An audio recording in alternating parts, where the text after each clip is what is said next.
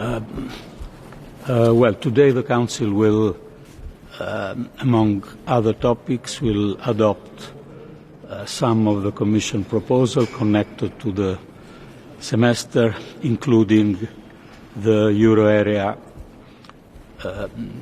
recommendation. Let me only stress one point in our agenda, which is the important discussion on Ukraine. I think it's clear to all of us that after 2 years of war, Ukraine is fighting for our values, but at the same time, Ukraine was able to continue to manage the economy, and the economic support from Europe is essential from this point of view.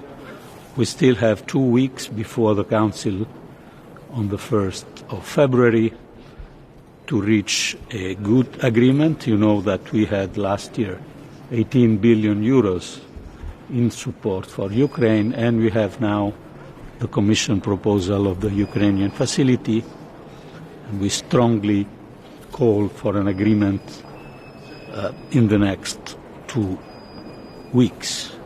Of course, we also call for the support of all the international partners. This is not only a European task, the economic support to Ukraine, but from the European point of view, this is absolutely crucial.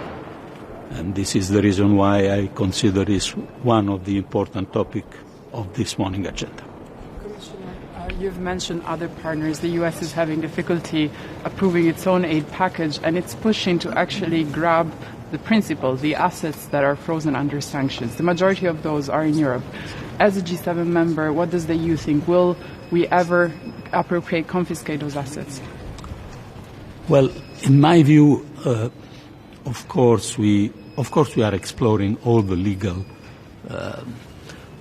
path. We know the legal constraints, the difficulty.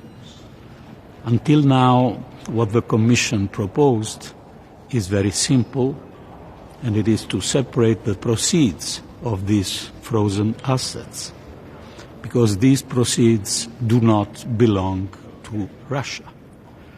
This is a first step that could bring to decide what is not yet decided, to use these proceeds.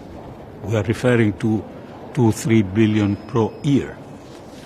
Then we can explore other ways, but I want to be very clear on this. First, legally, there are a lot of difficulties to address, and second, we can't present this as an alternative to the public finance support to Ukraine, which remains essential. This is not a substitution. Expects the next recovery payment in spring, in April, but to get there, obviously, they have to comply with the so-called super milestones. What workaround can you find with Poland that allows them to fulfill the milestone without actually passing a judicial reform? Well, this is part of negotiations that are ongoing with Poland. Of course, there is goodwill, both from Poland and from the EU, but what is in what you call, and we call, super milestones cannot be something that we don't consider. Thank you.